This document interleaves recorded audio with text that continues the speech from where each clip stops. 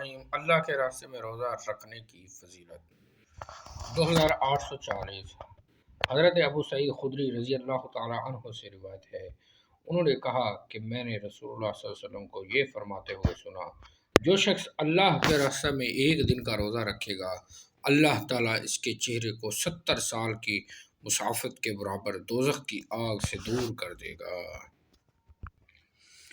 حضرت ابو ہریرہ رضی اللہ عنہ سے روایت ہے، وہ نبی صلی اللہ علیہ وسلم بیان کرتے ہیں، آپ نے فرمایا جو شخص اللہ کی راہ میں ایک جوڑا خرچ کرے گا، اسے جنت کے خازن بلائیں گے، ہر دروازے کا خازن کہے گا اے فلاں تو میری طرف آ۔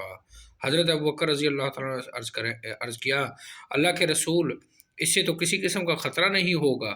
تو نبی صلی اللہ علیہ وسلم نے فرمایا بلا شبہ میں امید رکھتا ہوں کہ تم بھی انہی میں سے ہوگے۔ صحیح بخاری 2842۔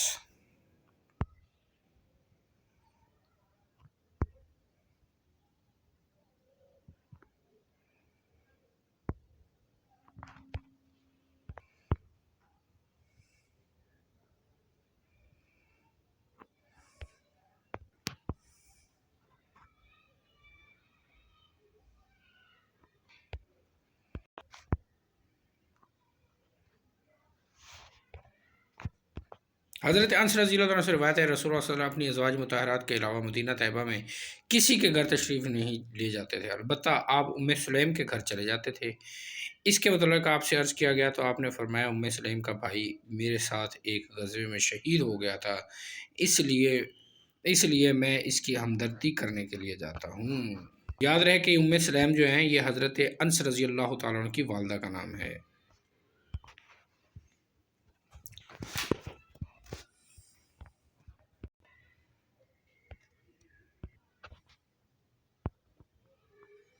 حضرت جابر رضی اللہ عنہ سے روایت ہے، انہوں نے کہا نبی صلی اللہ علیہ وسلم غزوہ احزاب یعنی غزوہ خندق کے دن فرمایا میرے پاس دشمن کی خبر کون لائے گا؟ حضرت زبیر رضی اللہ عنہ نے کہا میں لاؤں گا۔ آپ نے فرمایا میرے پاس دشمن کی خبر کون لائے گا؟ حضرت زبیر گویا ہوئے میں لاؤں گا۔ تب نبی صلی اللہ علیہ وسلم نے فرمایا ہر نبی کا ایک مخلص مددگار ہوتا ہے اور میرا مخلص مددگار زبیر ہے۔ صحیح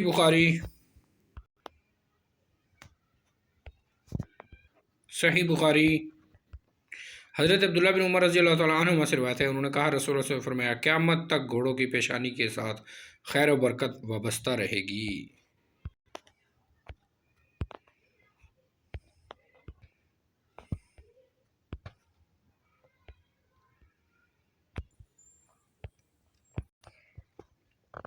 دو ہزار 854۔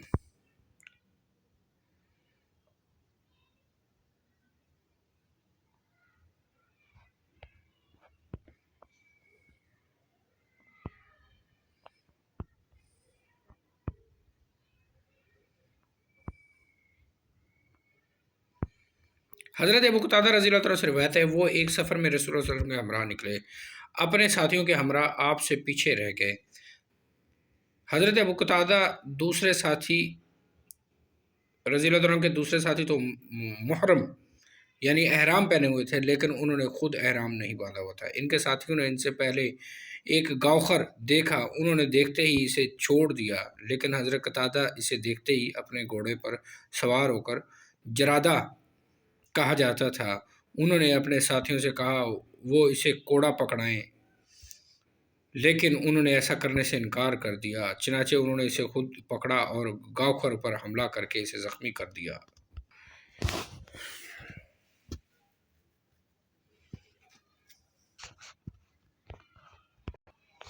حضرت سہل بن سعد رضی اللہ عنہ سے روایت ہے، انہوں نے کہا ہمارے باغ میں نبی صلی اللہ علیہ وسلم کا ایک گھوڑا تھا جسے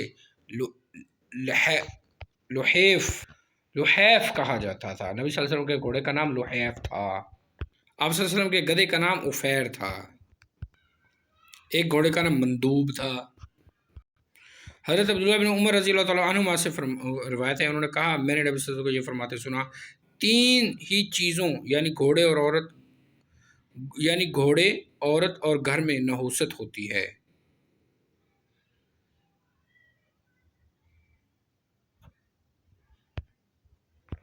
گھوڑوں کی 3 اقسام ہوتی ہیں کسی شخص کے لیے ثواب کا ذریعہ، کسی کے لیے بچاؤ کا سبب اور کسی کے لیے گناہ کا سبب۔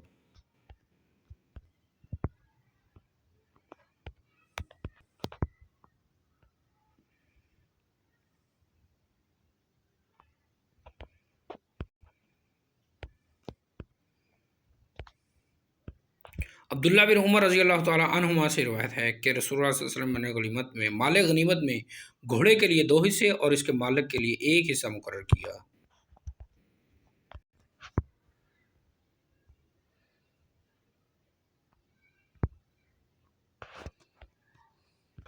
غزوہ حنین کے موقع پر آپ صلی اللہ علیہ وسلم نے فرمایا انا النبی لا کذب انا ابن مطلب، میں اللہ کا سچا نبی ہوں، کوئی جھوٹ نہیں، اور ابن مطلب کا بیٹا ہوں۔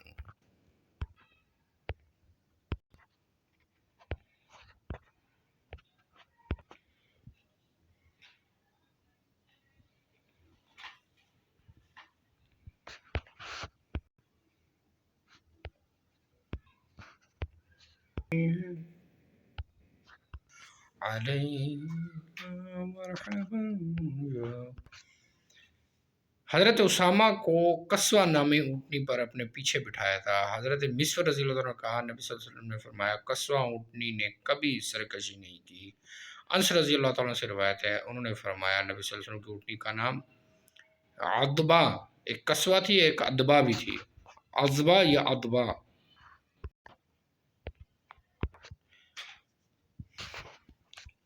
حضرت عمر بن حارث رضی اللہ تعالیٰ عنہ سے روایت ہے کہ رسول اللہ صلی اللہ علیہ وسلم نے وفات کے وقت صرف اپنا سفید خچر، اپنے ہتھیار اور زمین چھوڑی تھی جسے آپ نے صدقہ کر دیا تھا۔ 2874 صحیح بخاری۔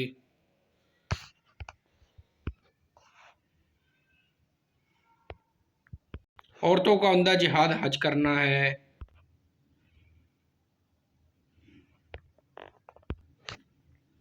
عورتوں کا مردوں کے ساتھ مل کر جہاد قتال کرنا۔ حضرت انس رضی اللہ عنہ سے روایت ہے جب احد کی لڑائی ہوئی تو کچھ لوگ شکست زدہ ہو کے نبی صلی اللہ علیہ وسلم کے جدا ہو گئے۔ حضرت انس رضی اللہ عنہ نے کہتے ہیں کہ حضرت عائشہ بنت ابی بکر اور ام سلیم کو دیکھا کہ یہ اپنے ازار سمیٹے ہوئے تھیں، میں ان کی پنڈلیوں کے پازیب دیکھ رہا تھا، وہ پانی کے مشکیزیں بھر کر لاتی۔ حضرت انس رضی اللہ تعالی عنہ کے علاوہ دوسروں کا بیان ہے کہ اپنی کمر پر پانی کے مشکیزیں اٹھا کر لاتی، پھر انہیں مجاہدین کے منہوں میں ڈالتی، پھر واپس آتی اور مشکیزیں بھر کر لے جاتی، پھر آ کر لوگوں کے منہوں میں پانی ڈالتی۔ صحیح بخاری 2881۔ حضرت عمر بن خطاب رضی اللہ تعالیٰ نے مدینہ طیبہ کی خواتین میں کچھ چادریں تقسیم کی تو ایک بہترین نئی چادر بچ گئی۔ آپ کے قریبی حضرات نے کہا امیر المومنین یہ چادر رسول اللہ صلی اللہ علیہ وسلم کی بیٹی نواز کو عنایت کر دیں جو آپ کے نکاح میں ہے، ان کی مراد ام کلثوم بنت علی تھی۔ حضرت عمر نے جواب دیا کہ حضرت ام سلیت رضی اللہ تعالی عنہ اس کی زیادہ حقدار ہیں۔ ام سلیت ان انصاری عورتوں میں سے تھی جنہوں نے رسول اللہ صلی اللہ علیہ وسلم سے بیعت کی تھی۔ حضرت عمر رضی اللہ عنہ نے فرمایا یہ ام سلیت جنگ احد کے دن ہمارے لیے پانی کے مشکیزیں اٹھا اٹھا کر لاتی۔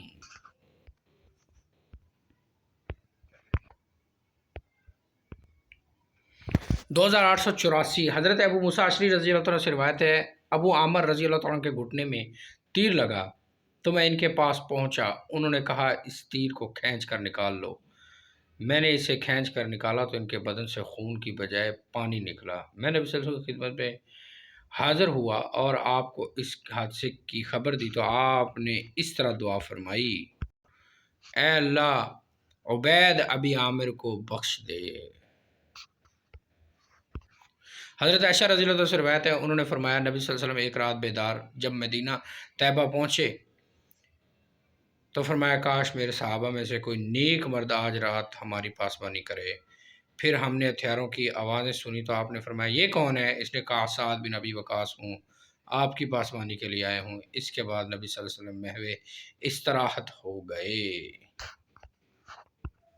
ابو ہریرہ رضی اللہ عنہ سے روایت ہے وہ نبی صلی اللہ علیہ وسلم بیان کرتے ہیں آپ نے فرمایا درم و دینار اور چادر و کمبل کا غلام لباس کا پرستار ہلاک ہو جائے، اگر اسے دیا جائے تو خوش ہے اور نہ دیا جائے تو ناراض ہے۔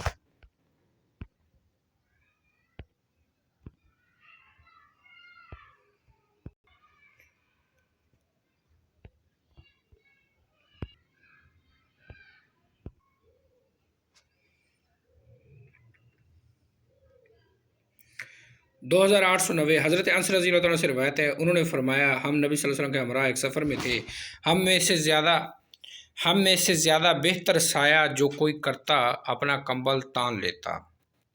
جو لوگ روزے سے تھے وہ تو کوئی کام نہ کر سکے۔ جن حضرات نے روزہ نہیں رکھا تھا انہوں نے سواریوں کو اٹھایا اور دوسروں کی خوب خدمت کی اور دوسرے تمام کام کیے۔ تب نبی صلی اللہ علیہ وسلم نے فرمایا آج تو روزہ نہ رکھنے والوں نے میلہ لوٹ لیا ہے، اجر و ثواب لوٹ لیا ہے۔ سبحان